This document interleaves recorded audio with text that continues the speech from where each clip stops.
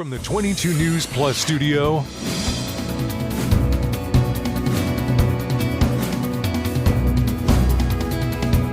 this is 22 News in Focus with Patrick Berry. Hello, everyone, and welcome to this edition of InFocus. I am your host, Patrick Berry. We're here in the 22 News Plus studios. Sitting across from me today from MassINC Polling is Richard Parr. Richard, thank you very much for joining me. I appreciate your time. Thanks for having me back. We had you here a couple of months ago. We talked about the poll that you folks had been doing to get kind of a taste of what residents of Massachusetts were thinking when it came to banning cell phones in schools. Yes. So you guys have done that poll now, and now the results are out, right? Yeah, actually, yeah. So this was a survey. We have been working for years now with a group called the Ed Trust in Massachusetts, which is an education reform group. They're a national group, but they have chapters in various states, and we've been working with the Massachusetts chapter for a long time now to survey parents of kids in the K through 12 schools in Massachusetts. So that's the sample for this. That's the universe that we're talking about here. And this is, I think, the 12th poll that we've done over the years. We started doing this back during COVID and coming out of the pandemic to track things like our kids losing some of their learning coming out of the pandemic. How are they doing on reading? How are they doing on math? And so we have some numbers from a forthcoming poll. The full poll is going to be released in January. But we kind of did a little teaser with the cell phone ban numbers. So we have some numbers on what parents think about banning cell phones here in Massachusetts from schools. So before we get into the data that you've got, give me a little bit of background about MassINC Polling. Sure. You know, who you are you part of a bigger organization? Give me a little info on MassINC Polling. Yeah, MassINC Polling is sort of part of a three-part organization called MassINC. And MassINC is a policy center that does policy research and advocacy. A partisan policy center? Nope, no, they're nonpartisan. We've got Democrats and Republicans on our board. Same with our polling group. We don't do candidates. We can do issues. We do policy issues, but we don't do Democrats or Republicans. That's really important to us. So we've got the policy center. We've got us, the pollsters, that do their work, their polling for them, but also in the case of this poll, a completely different client that doesn't have anything to do with MassINC, just somebody who hired us to do this survey. And then finally, we have Commonwealth Beacon, which is a nonprofit journalism enterprise. And so they have a website. They do stories about state level public policy and politics and podcasts and things like that. They're really great resources as well. Fantastic. All right, now let's get into the data that came out of the poll. Now, you said the poll will be released in early 2026. That's correct. You've got some preliminary data from the poll.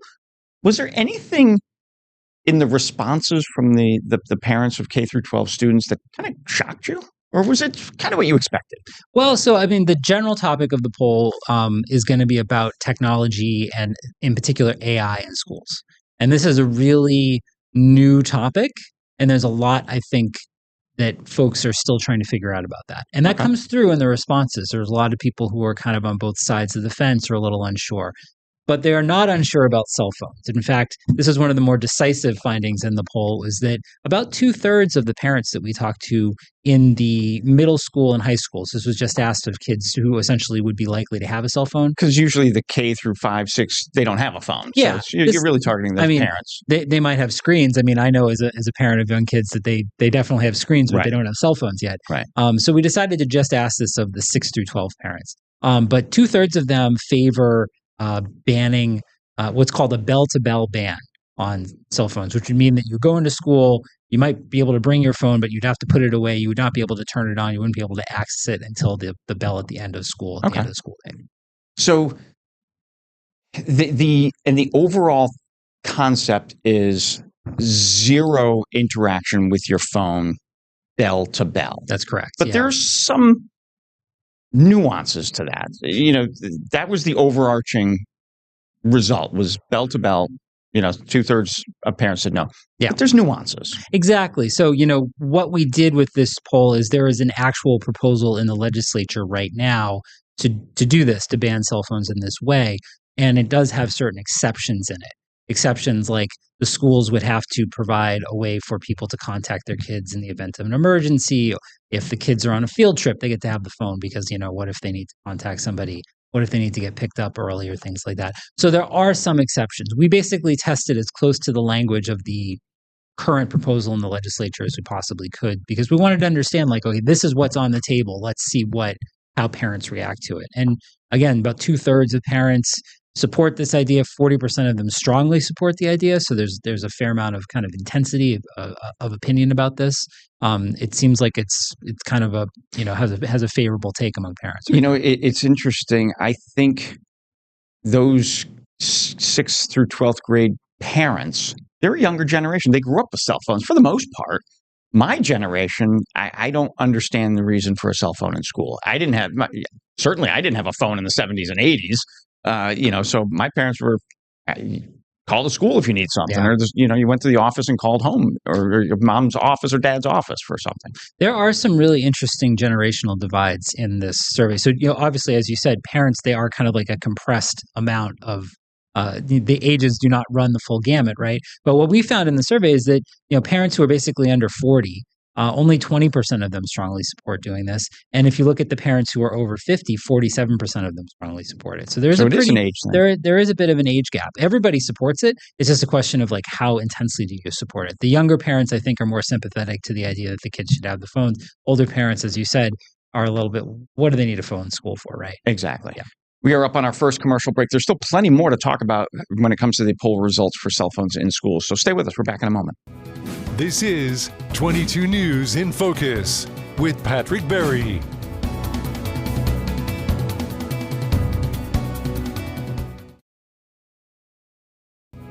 This is 22 News in Focus with Patrick Berry.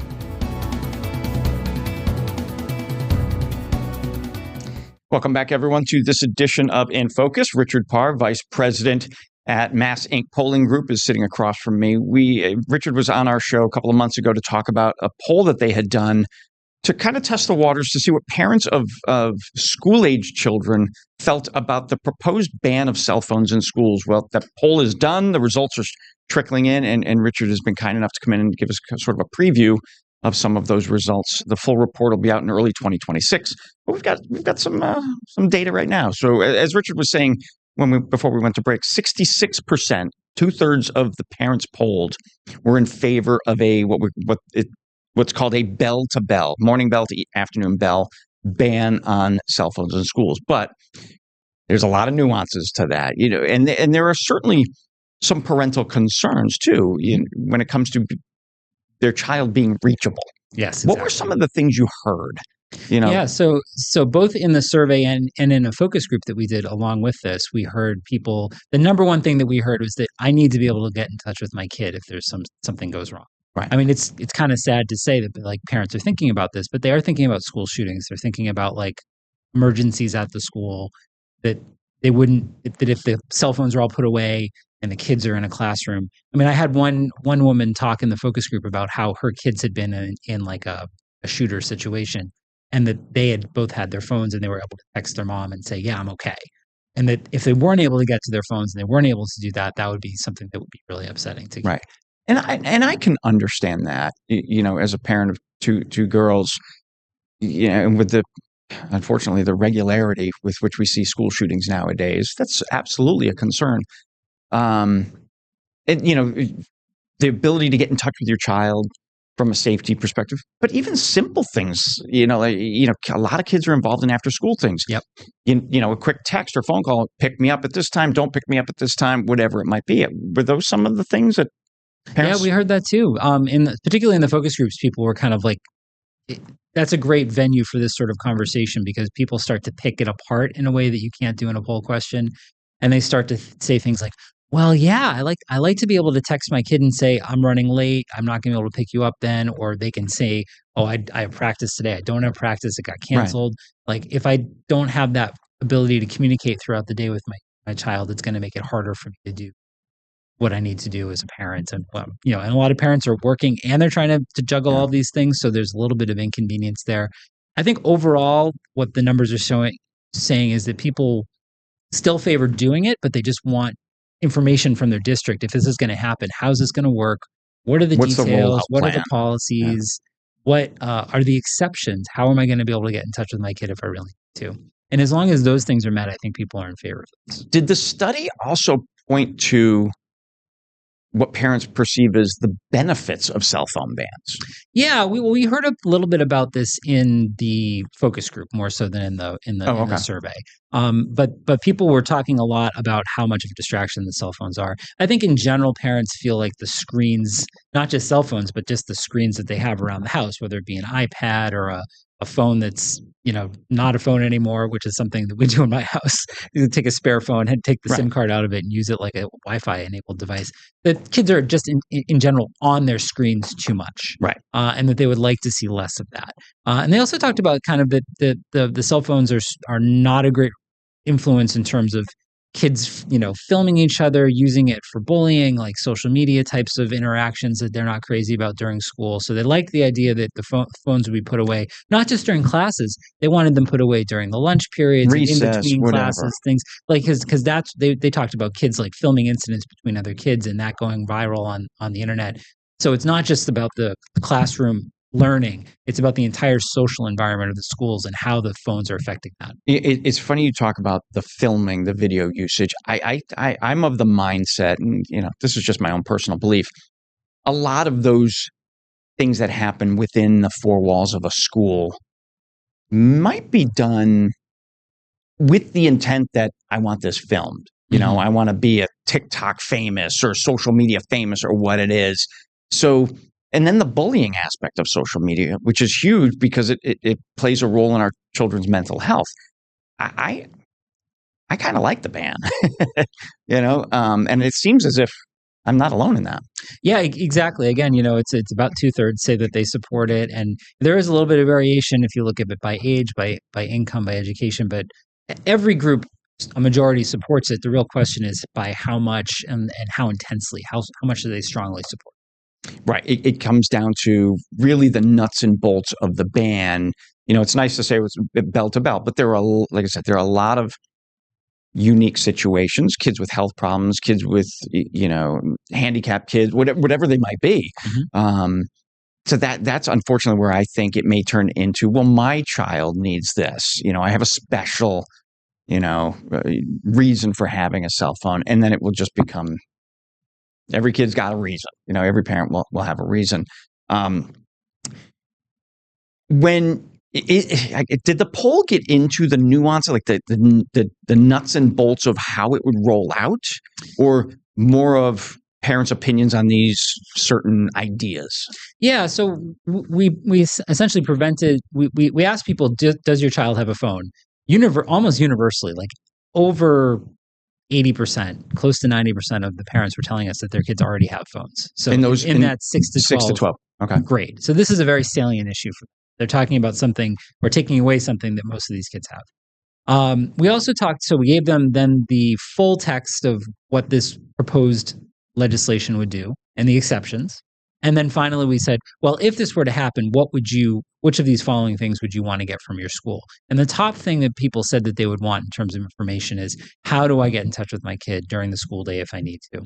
And then the second, that was 63% of parents. So almost as many of the parents who support the ban also want that information about how to contact their kids. And then 49% said, well, yes, and I also want all the details on how this is exactly going to be done, because I don't want to send my kids to school telling them one thing and then have them get in trouble because they're using their phone at a time when I thought they could, but they in fact can't. Right. So I think there's a lot of I want to know exactly what the rules are so that I can enforce them at home and make sure that I'm consistent about how it's done at school.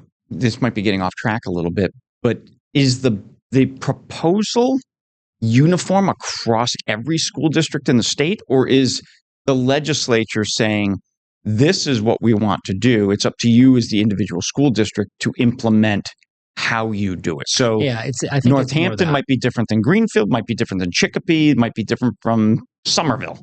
Yes, I think that it's more that they're saying this is kind of like what we're aiming for. You as a school district need to come up with policies that meet this criteria, but you have to do it yourselves. And, we heard in the focus groups that some of this is already happening. There are individual teachers who are taking phones away from kids at the beginning of classes. There's one parent who was also a teacher talked about how she had little cubby holes in her room where the kids would put their phones. I've heard they could get a lot of teachers back. doing the same thing. Yeah, so there are already, I think, attempts at the classroom level, and maybe it's in some cases at the school level to do this. but this would kind of implement it statewide and kind of set some parameters around how it would work. Very good. We are up on our second commercial break. Stay with us. We still have plenty more to talk about. We're back in a moment. This is 22 News in Focus with Patrick Berry.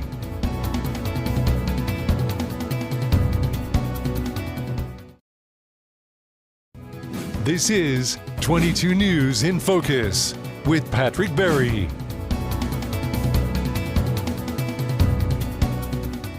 Welcome back, everyone, to this edition of InFocus. I'm your host, Patrick Berry. We're here in the 22 News Plus studios. Sitting across from me from the MassINC polling group is their Vice President, Richard Parr. Richard, thank you again for joining me. I appreciate your time. Thanks for We had been talking about a poll that MassINC polling group had done in the fall of 2025, getting parents' take on banning cell phones in the schools here in the Massachusetts Commonwealth.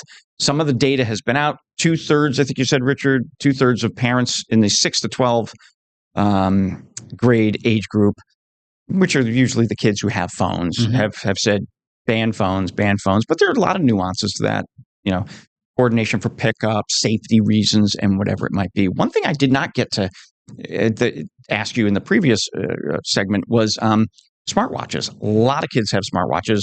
They're pretty affordable now for the most part. Is the smartwatch included in that technology ban? My understanding is yes. Okay. The language that we were looking at when we wrote the question is, again, this is stuff that's coming out of the state Senate in Massachusetts. So it's passed the Senate, and we need to pass the House to become law, and then go to the governor's desk and get signed and all that. But yeah, smartwatches are kind of in the same category as phones for the purposes of this ban. So it wouldn't just be your phone; it would have to be your smartwatch. All of your electronic devices. Yeah. So is there anything left on this project from your point of view that still needs to be worked on? Or, okay, the legislature worked on the proposed ban. You and your company have done the research to get a temperature check with the parents. Is there anything left to do on this? Or now we just kind of let the data report for itself and let the legislature do its job? Yeah, well, so our client on this, like at the Ed Trust in Massachusetts, was really the bigger goal of this poll is to understand how parents are thinking about technology in the schools and how their kids are using it. And the bulk of this poll that's going to be coming out in January is actually about AI. Interesting. So, I don't know I know that the state has got commissions working on AI in the schools and commissions working on, what are the right parameters around all of that. That's a huge issue. And, in terms of this one, it's really just a matter of, what does the legislature want to do? Well, seeing what parents think is important. And that's actually why we do these polls, is that oftentimes parents feel like they don't have their voices heard as much as they should on these education issues. And, so it's good that parents' voices are heard. I think so. And I don't think our client came into this thinking, yes, we need a ban. No, we don't need a ban. It was much more about, let's see where parents are on this. And it turns out that parents are pretty supportive, but, it could have gone the other way as well. All right. So let's put the cell phone ban behind us. Let's look at 2026 as a year as a whole. It's a midterm election year on the federal level. A lot of local elections happening next year in the Commonwealth. Anything that MassINC polling is already started to look at, or some of the things that concern you? Yeah, I think this is going to be a really busy year for voters in Massachusetts. As you mentioned, we've got the midterm. So we're going to have a governor's race here in Massachusetts. We have our governor's races on the midterm off years, if you will. So we're going to have Maura Healey running for governor as a Democrat. We have 3 Republican challengers. So there's going to be a fight for that, and then a primary, and then one of those gentlemen is going to go on to challenge Maura Healey. But you had said earlier, MassINC polling does not work for specific individual politicians. Did I? Correct. Okay. Yeah. But we often are polling Senate races, governor's races, for media organizations or for other clients who are interested in the races, just to sort of see where they are. So that tends to be when we do most of our elections polling. But I think the other thing that's really interesting about 26 is we could potentially have the largest number of ballot questions coming before the voters in November than we've ever had in Massachusetts. We are not a state that has a tradition of having a lot of ballot questions. It's typically maybe 3 or 4 every cycle, every year, every 2 years, because they tend to do these on the, even numbered years. There are other states like California where you get your ballot and it's like 15 pages long and you have to go through and figure out all this stuff. But this year, if the campaigns for these ballot questions collect enough signatures, and that is the step where they're at right now. If they get enough signatures, there could be as many as 12 different ballot questions, which would be like 3 times the normal number for Massachusetts. And they run the gamut from tax questions about lowering taxes to recriminalizing marijuana is one of the ballot questions that's out there for the coming year. Really a whole host of different policy things they could be asked. Voters could be asked to decide on. It's funny because on this show I've had a couple of political analysts, statewide political analysts. And we've had a very similar conversation, and my question has always been why so many potential ballot initiatives, ballot questions on the 2026 ballot. And it's pretty well known in political circles that Massachusetts, from a numbers standpoint, is the most ineffective state government. And what I mean by that is, I don't know how many thousands of bills there are currently in our state legislature, yet very few get passed. So just do the math, X number divided by X number equals X number. And I think from what I've been able to gather, the public is upset with that. So they're using ballot initiatives to kind of move things through. But doesn't the legislature have to approve a ballot initiative? Yeah, so not necessarily. So I think you're right about that. I think first off, there are independent groups that track like how many bills get filed versus get passed, and in Massachusetts we have a very low percentage of that. So there is sort of I think a feeling that Massachusetts doesn't do as much as some other legislatures do. And I do think advocates groups or activists who want to see policy happen are now thinking, well, I'm going to go to the ballot with it. And there could be two things about that. One is they might genuinely think that the only way for me to get this done is for have the voters vote on it.